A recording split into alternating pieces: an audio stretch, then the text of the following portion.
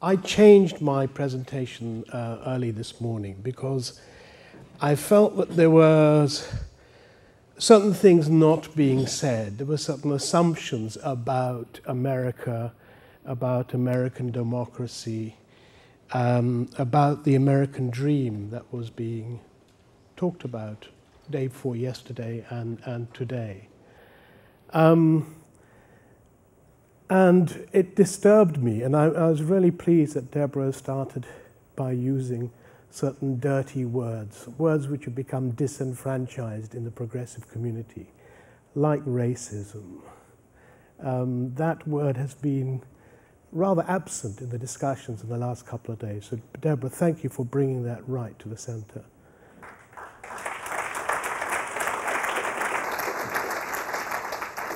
Because if indeed racism exists structurally, I'm not talking about people's attitudes. I always make a distinction between racialism and racism. I don't mind what people think of me if they don't like the smell of my garlic or the color of my skin. I don't care a shit. But you stop my children going to school safely. You stop us getting justice when we're attacked and we are then arrested for being attacked. If there is no safety, then that's racism. And I think one of the problems I have often when I come to America is that the corollary of racism on an international scale is another dirty word. And that's imperialism. And that's really what I want to try to talk about. Because we've heard a lot about American democracy and the American dream, of which people are, rightly proud.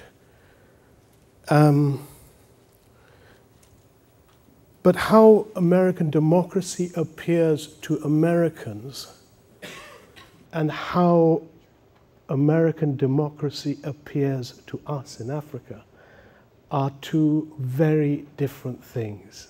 And therefore the question is this really democracy that you are living?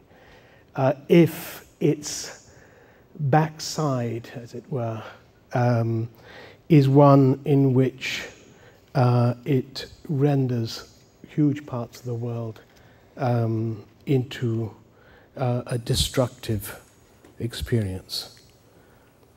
To most of us, most of us in Africa, America has a cruel face. It's seen as a voracious exploiter of our resources, of our people, of our freedoms. America is experienced as a military might. The fight for oil, which is so necessary for the American way of life, the cars, the highways, that 25% of that comes from Africa. 25% of America's oil comes from Africa. It's a huge resource which is not paid for the value it is actually given. And military might is used, or the threat of military presence is used, as with the presence of AFRICOM across Africa. So for us, American democracy seems to be something that is you enjoy at our expense, that your freedoms appear to be premised on the denial of freedoms for most of the population of the world. America has a long history of undermining Africa's attempts to build its own democracy, to elect its own governments, to elect those who represent its views. The the continent is littered with histories of coups d'etat supported by the Americans, by the use of assassination. Patrice Lumumba, for example, is a classic example of a killing of a democratically elected individual, replaced by Mobutu, who then helped the Americans tear the continent apart. War is usually defined as an event involving the waging of armed conflict against an enemy, during which people are killed, maimed, displaced. But what does one call a condition in which every year millions are killed, raped, humiliated, starved, and subject to slow death from preventable diseases, in which millions lose access to land and livelihood, and in which violence, imprisonment, torture, and displacement are so common as to become normalized? What do we call that condition in which the economic, social, and cultural domains are commanded by external forces through, albeit local collaborators, against the interest of a local population? That is war by any other name. Each year, over 1 million African babies die within their first month of life, and as many as 500,000 African babies die within 24 hours of being born. Women are 100 times more likely to die in childbirth in Africa as in the West. It's estimated that there will be something like 2.5 million maternal deaths, 2.5 million child deaths, and 49 million maternal disabilities in the region over the next 10 years. Malaria kills a child every 30 seconds and is the single leading cause of death of children under 5. It's preventable. A child in Africa is 520 times more likely to die from diarrheal disease than a child from Europe or US. Yesterday we heard Stephen Lewis speak very dramatically about sexual violence associated often with conflict. But even in non-war zones, rape has reached pandemic proportions. A woman is raped every 17 seconds in South Africa, that bastion of so-called democracy in Africa. And in that country, a woman has a greater chance of being raped than of learning to read. I could go on. I'm sure you know that picture well. According to the OECD, total resource flows to developing countries, aid as it's called, between 1982 and 1990 was about $927 billion. The West is often celebrating how much money it provides in the form of aid to Africa and developing countries. However, what's often forgotten is that developing countries also remit wealth back to the North. To understand that, in the same period between 1982 and 1990, developing countries remitted, just in debt servicing alone, $1,345 billion. Okay, to understand that figure, this is equivalent to us providing North America with the equivalent of 2 Marshall Plans every 3 years in today's terms. A more recent report prepared by Christian Aid, a group at Christian Aid wrote, developing countries have become the net capital providers to rich countries, not the other way round. Cumulatively, this amounted to $2,577 billion in the period 2002 to 2007. Add to this the volume of capital flight, especially illicit capital, from developing countries, estimated about $150 to $250 billion, and the scale of the reverse aid is staggering. If we are poor, it is because you are rich. That's the essence of it, because it is our wealth which is going north. The question is, how did this come about? In the 50s, there was an extraordinary phenomenon which led to a massive rise of popular movements across the continent.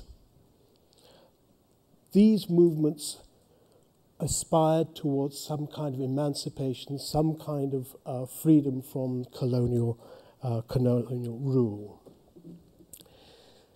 South Africa's experience happened somewhat later, but it had the same element: mass movements who sought to have to determine their own future. And yet it was these same mass movements which were betrayed by the intervention of the US governments into the political arena, into organizing coups against governments which they didn't like, organizing assassinations against those who they characterize as at that time, communists. Today, we would be called terrorists. The problem is that the US, with all its cries for democratic freedoms and sort of, is unable to tolerate that kind of extension of freedoms to people in Africa. In Angola, in Mozambique, as in Colombia, the US governments have systematically poured money into so-called counterinsurgency groups to defeat the movements for liberation. An investigation into Congressional Research Service showed that in 2003, that US, Britain, France, Germany, Russia, all G8 members, were responsible for 89% of arms sales to Africa. It is from here that the sources of violence in Africa has coming. What has happened over the last few decades has been that development, so-called, has become a game. It's become a game about who has access to what. And civil war is merely an extension of that behavior, albeit by more violent means. What concerns me, especially in relation to the debates that took place these last couple of days, is that we're living in a period where there's enormous hope.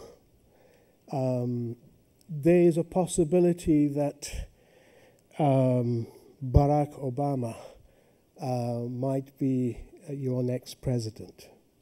I remember the same level of hope arising when Clinton was first elected.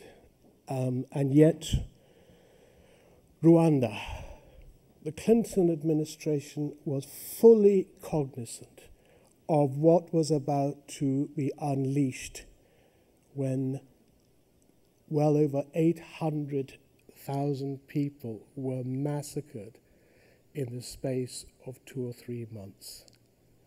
The Clinton administration actively prevented any international intervention to prevent that genocide.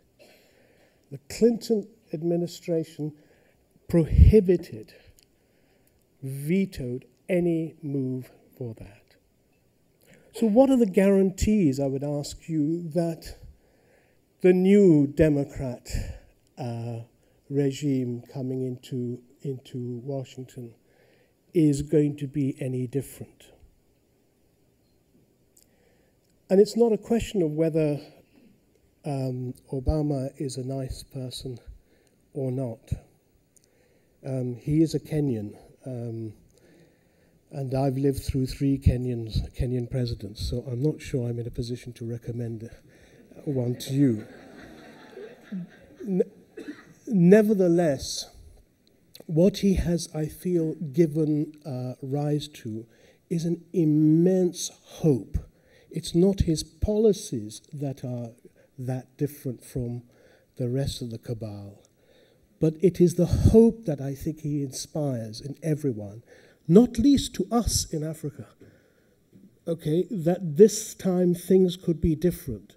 But I would suggest that they will not be different unless we actively work today to forge alliances between this most extraordinary rise of social movements across Africa. If we can connect them with your aspirations, with the aspirations of the progressive movement and the beginnings and emergence of, or re-emergence of social movements in the US. I think